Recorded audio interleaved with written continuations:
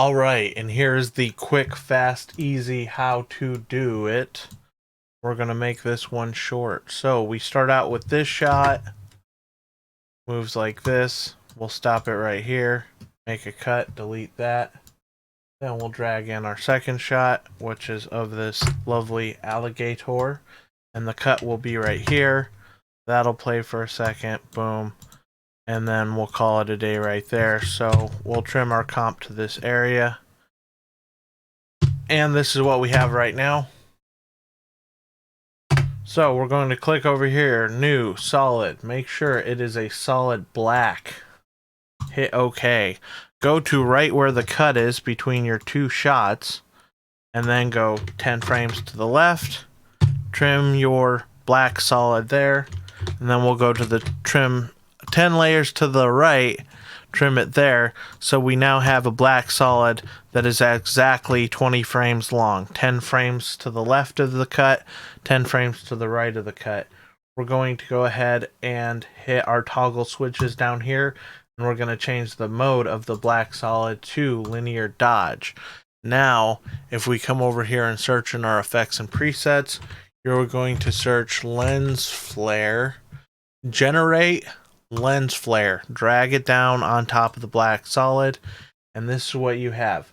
You're going to be keyframing flare brightness and flare center. Now if you hit U on your keyboard, it'll pull those up so you can see them right here. And if you drag this guy around, that is your center.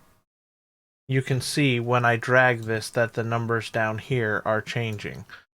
So we'll drag it over to the right, because if we look at the light source, the light is kind of coming down from above on this alligator.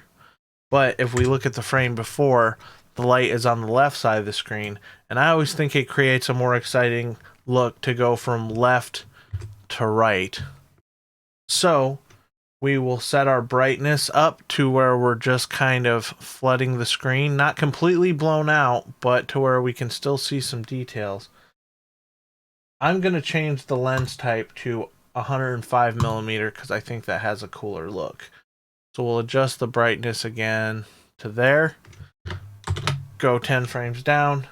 Change that to 0. Now we'll come over here, change our brightness to 0 so we can see what we're doing. And we'll look, we want to set that right on top of the light. Now if we go our 10 frames back, we want to move it ever so slightly so it's still on the center of the light. And then just make sure that's traveling correctly. I'm going to select these keyframes. Keyframe interpolation, linear, boom. That should do it. Now watch the crosshair, because the crosshair is where the light's going to be coming from the whole time. So it's going to move just slightly like this. And then as soon as we switch frames, it's going to pop all the way over here to the left. Now, let's have a keyframe at the very beginning that's 0% and a keyframe at the very end that's 0%. And then all we're doing is adjusting our brightness on these two keyframes in the center. So we can go boom, then go 1 frame back, and we can just blow out our shot a little like that. That looks good. And here is our final result.